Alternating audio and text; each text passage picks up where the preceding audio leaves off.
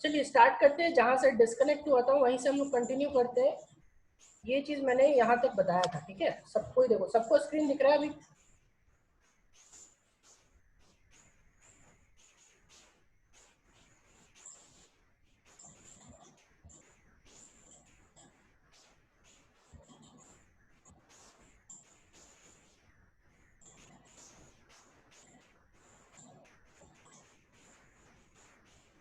चलो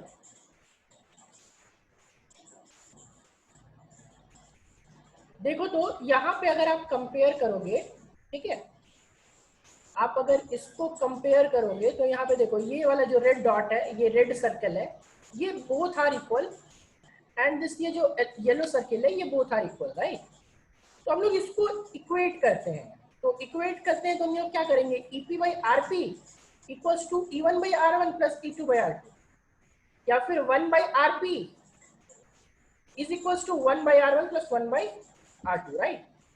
तो हम लोग इसी को यहीं से हम लोग कंटिन्यू करेंगे और क्या लिखेंगे, देखो तो, equating both sides we have equating both sides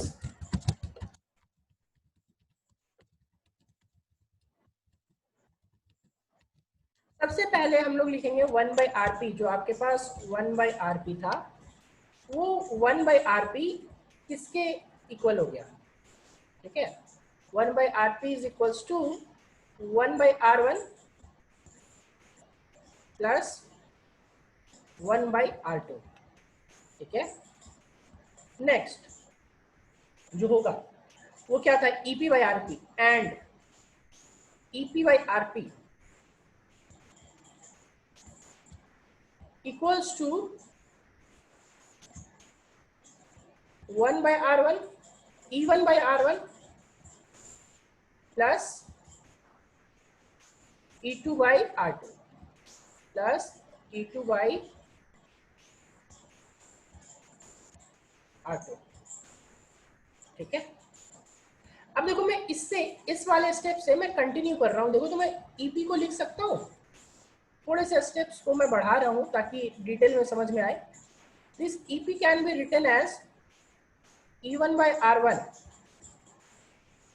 plus E2 by R two, और यहां पे देखो तो मल्टीप्लीकेशन में आरपी जाएगा, राइट।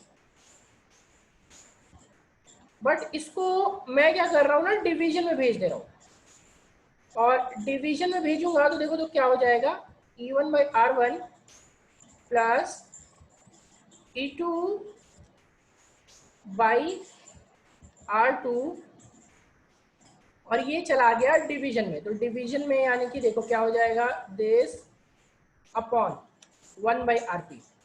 होगा या नहीं होगा, बताओ। क्या यहां तक सबको क्लियर है, ये 1 बाई आर पी कहां से कैसे नीचे आ गया, बताओ।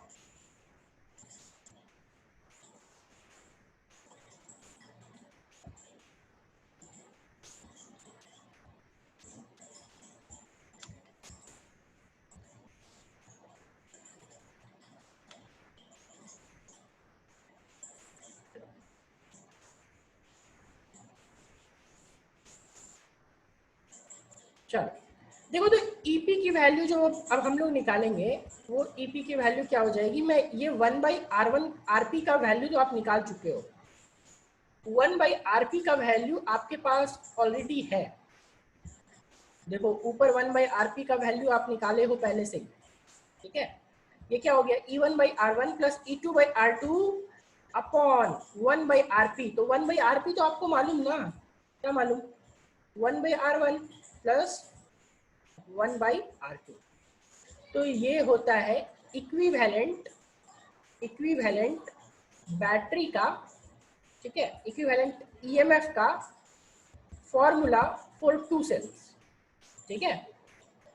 अगर इसको आप सॉल्व कर दोगे तो थोड़ा सा, अगर थोड़ा सा और आसान फॉर्मूला चाहिए तो अगर सॉल्व करोगे आसान तरीके से याद करने के लिए, तो आएगा एलसीएम एलसीएम लेकर के कट पुट करके आएगा E1R2 प्लस E2R1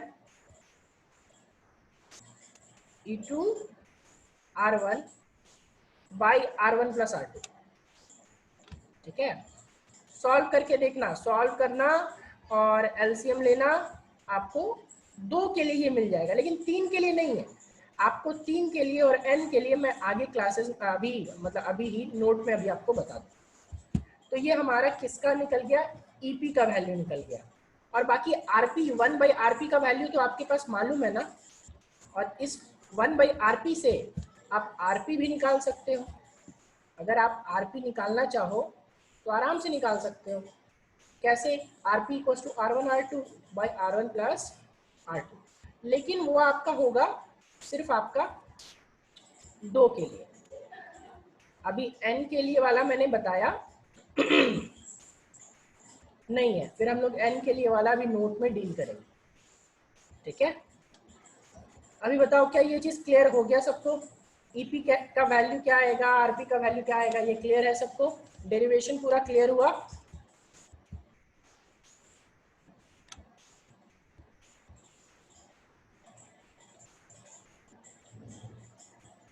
और इसका डेरिवेशन सीबीएसई बोर्ड के लिए बहुत इंपॉर्टेंट है, वो हर अल्टरनेट ईयर्स में पूछता है।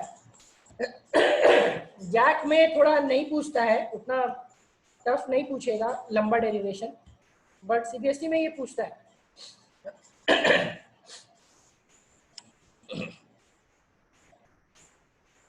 चलिए अभी हम लोग नोट बनाएंगे। जिस तरह से सीरीज वाले के लिए नोट बनाए थे ना, और नोट में लिखा था हम लोगों ने कि 2 सेल था तो क्या था, और अभी n सेल होगा तो क्या होगा। तो नोट का जो पहला पॉइंट है, पहला पॉइंट में क्या लिखेंगे, 4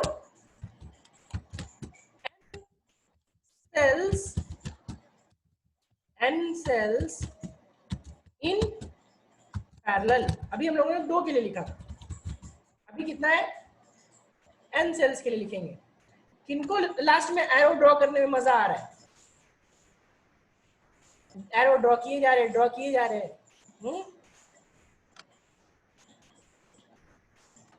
चलो देखो यहाँ पे n सेल्स होंगे, तो n सेल्स होंगे तो यहाँ पे क्या लिखेंगे, ईपी की जो वैल्यू होगी, ठीक है, वो आपका होगा En तक जाएगा। देखना ध्यान से, इस बहुत इक्विवेलेंट बैटरी का फॉर्मूला बहुत इंपॉर्टेंट है। इस पे जी मेन में, नीट में बहुत क्वेश्चन पूछा हुआ है, हर अल्टरनेट ईयर्स में क्वेश्चन पूछा हुआ है। और फॉर्मूला अगर ये आप याद कर लोगे तो मुंह से क्वेश्चन, मतलब 2 मिनट भी नहीं लगेगा आपको वो क्वेश्चन सॉल्व करने के लिए, और नहीं तो फिर ढूंढते रह जाओगे, कभी नहीं सॉल्व होगा। ठीक है, बहुत टाइम लगेगा। और इस बैटरी को, इक्विवेलेंट बैटरी का फॉर्मूला याद रखोगे, 2 मिनट से भी कम समय में वो क्वेश्चन सॉल्व हो जाएंगे, चाहे वो जी का हो, नीट का हो। ठीक है, आपका फॉर्मूला क्या आता है, E1 by R1 plus E2 by R2 dot dot dot कहाँ तक जाएगा, n सेल्स के लिए जाएगा। ठीक है, ध्यान रखना, कहाँ तक, n सेल के, n तक जाएगा।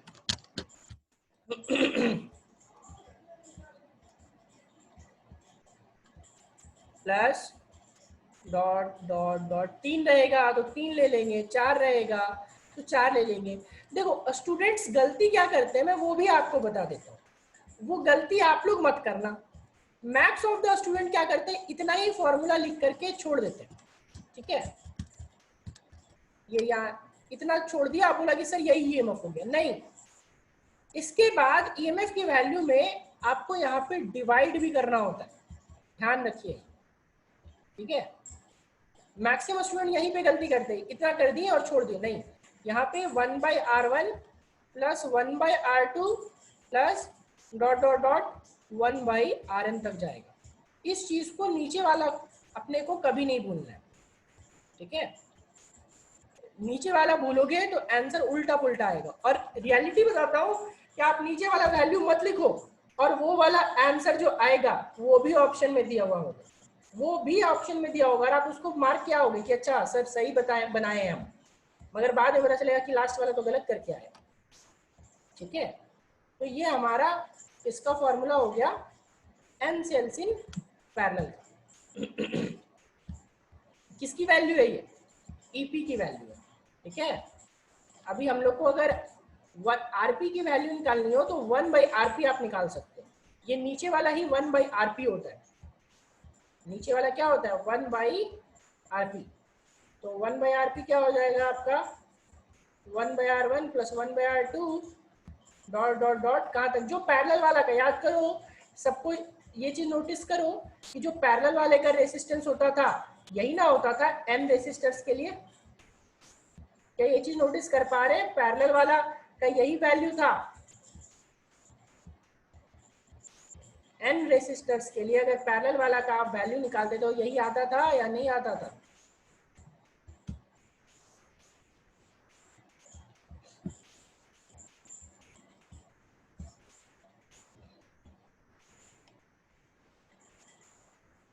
ठीक है, तो आपका जो सेल्स पैरेलल में होता है उसका रेसिस्टेंस निकालने का आपका वही तरीका होता है, उसमें कोई चेंजेस नहीं आते। ठीक है, और ये हमारा n सेल्स इन पैरेलल के लिए था।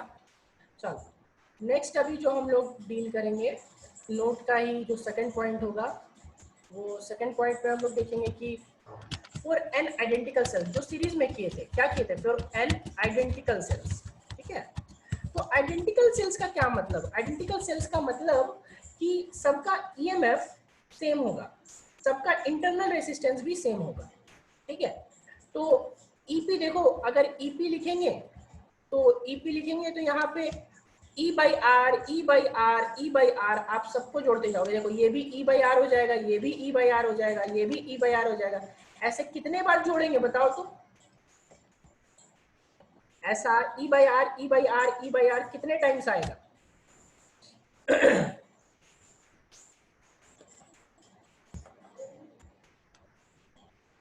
n times. ठीक है, तो n टाइम्स आएगा तो मैं यहाँ डायरेक्ट लिख दे रहा हूँ, क्या हो जाएगा? n e by R. और नीचे वाला देखो तो 1/r कितनी बार ऐड होगा बताओ तो?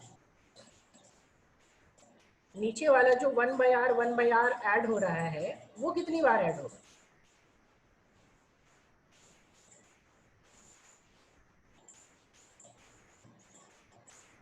n बार ऐड होगा। ठीक है, तो n बार ऐड होगा तो ये नीचे भी हो जाएगा n/r। देखो इसको जब आप कैंसिल आउट करोगे तो जो ईपी की वैल्यू आएगी वो ईपी की वैल्यू आएगी ई। ठीक है, और ईपी की वैल्यू कितनी आ गई? ई।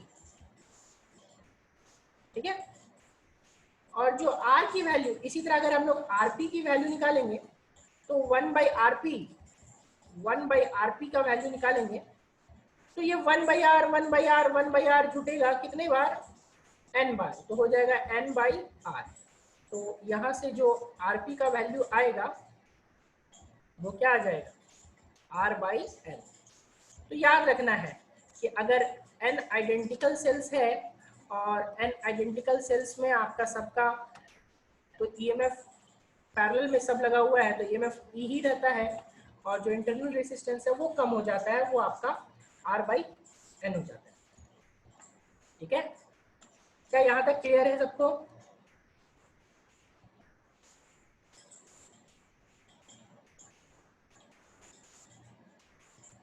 क्या यहाँ तक सबको क्लियर है?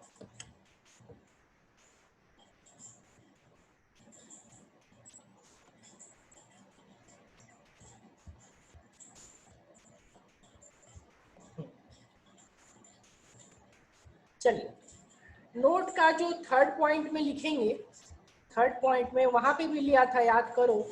थर्ड पॉइंट में करवाया था if N identical cells are connected to external circuit, यहाँ भी वही करेंगे। If N identical cells are connected external circuit, ठीक है, of resistance R, external circuit of resistance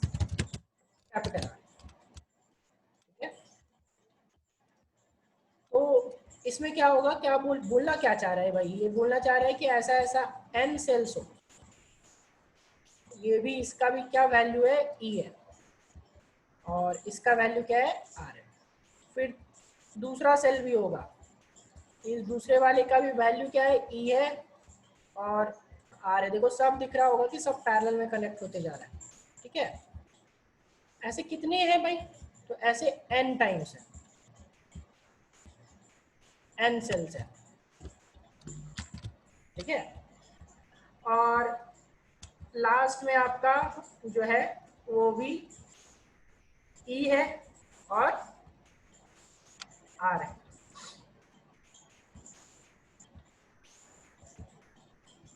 अब इस पूरे सर्किट को क्या किया, एक्सटर्नल सर्किट से कनेक्ट कर दिया, और एक्सटर्नल सर्किट क्या, कैपिटल आर, ठीक है।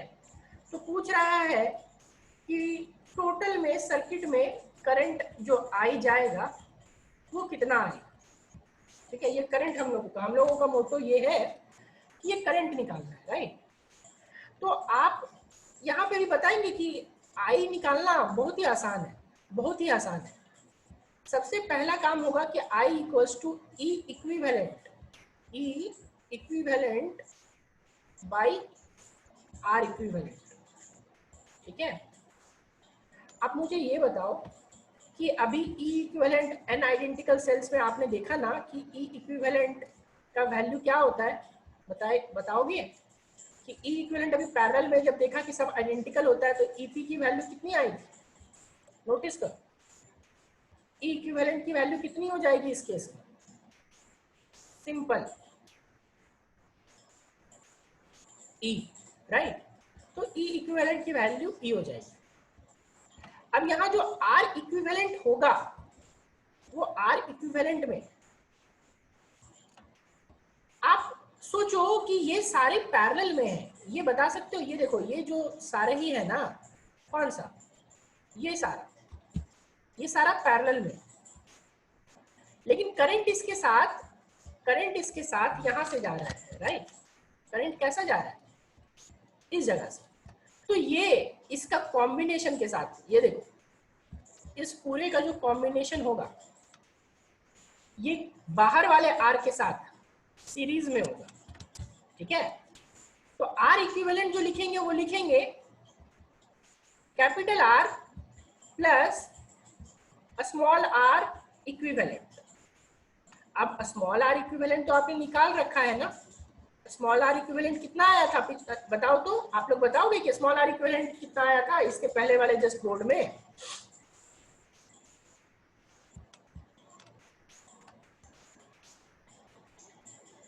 एन बाई आर या आर बाई एन। देखो n बाई आर जो आया था वो 1 बाई आर का वैल्यू था, तो मैं सिर्फ r की वैल्यू पूछूं तो r बाई एन ना हो जाएगा, पलटना मत भूलिएगा। ये देखो ये r बाई ना n ना आया था, एग्जैक्टली r बाई n आया था, तो यहाँ पे लिखेंगे हम लोग r बाई n, ठीक है।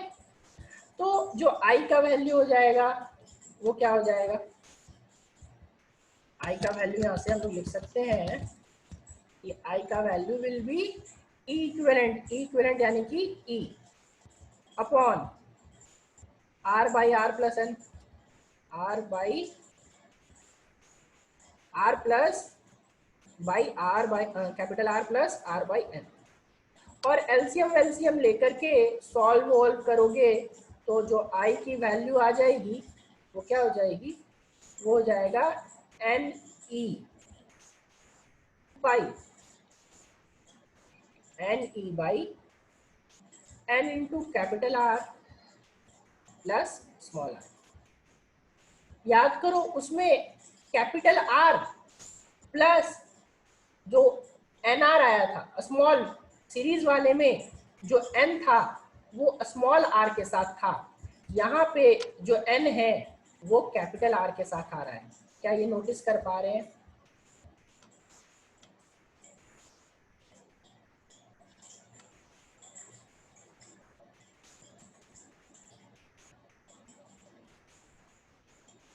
वहां पे याद कीजिए जो n की वैल्यू मैंने बताई थी वो स्मॉल n की वैल्यू स्मॉल r के साथ थी, लेकिन यहाँ पे स्मॉल n की वैल्यू कैपिटल R के साथ है।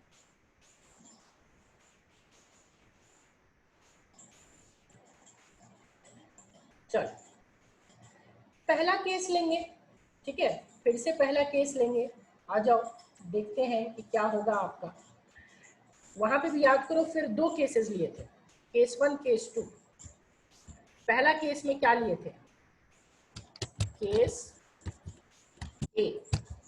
केस ए में लिए थे when external resistance capital R is greater than small r। याद करो सीरीज वाले ने बताया था। तो अगर ऐसा कुछ होगा तो हम लोग क्या लिख सकते हैं, अगर R is greater than R है तो obviously NR will be greater than R। लिख सकते हैं ना।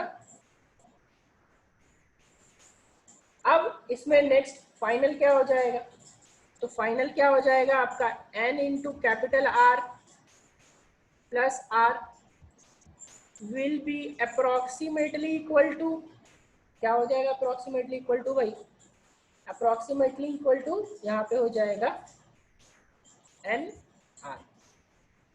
और इसकी वैल्यू वहां उठा करके पुट करोगे तो जो I की वैल्यू होगी वो क्या होगी, NE बाई NR। तो आप लिख सकते हो कि I की वैल्यू आपका simple capital E by R।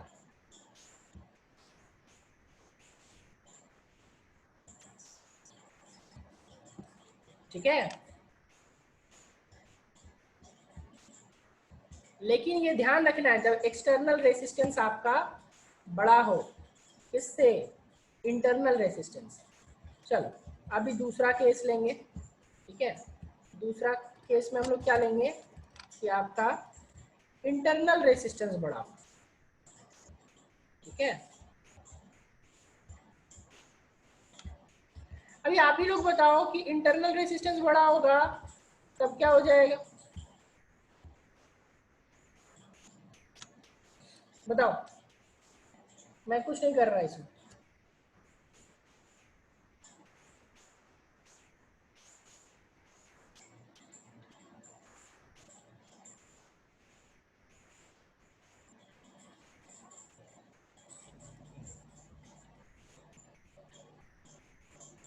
Anyway यार गुड। तो केस 2 यहाँ पे केस 2 लिखेंगे, केस बी। क्या केस बी भाई, कि स्मॉल आर जो है, ठीक है, जो स्मॉल आर है वो बहुत बड़ा है आपका किससे, एनआर से। तो एनआर से जब बड़ा है तो हम लोग लिख सकते हैं कि N R plus R is plus small R is approximately equal to what, approximately equal to R. तो करंट जो होगा वो करंट होगा एन ई। देखो अब जो करंट होना चाहिए सिंगल सेल से जो करंट निकलता है उसका n टाइम्स निकल रहा है, तो ये करंट जो होगा वो मैक्सिमम होगा। तो यहाँ पे हम लोग लिख सकते हैं so maximum current is drawn from the circuit from cells in parallel when internal resistance is very much greater than external resistance. ठीक है, क्या लिखेंगे,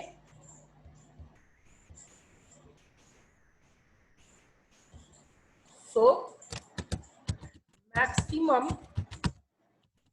current is drawn from cells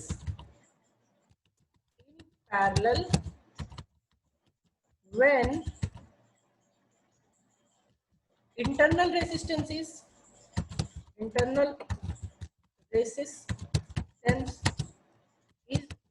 very much greater than very much greater than external resistance।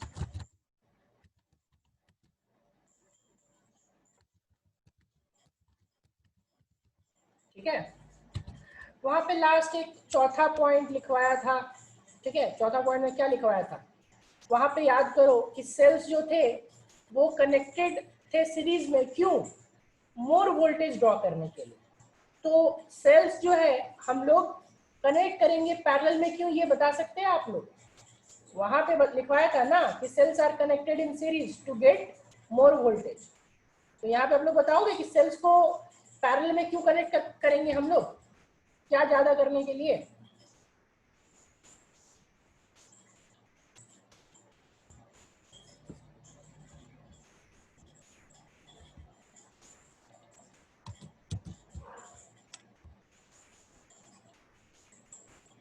More current, ठीक है। Cells are connected in, cells are connected in parallel to get maximum or more current, to get more current, ठीक है। तो यहाँ पे आज हम लोगों ने सेल्स इन पैरेलल खत्म कर लिया है। और बाकी यहाँ तक अभी किसी को डाउट है तो आज पूछो। आज हम लोग न्यूमेरिकल नहीं कर पाएंगे, इसके बेसिस पे न्यूमेरिकल्स कल देखेंगे और बाकी फिर फर्दर कंटिन्यू करेंगे, ठीक है।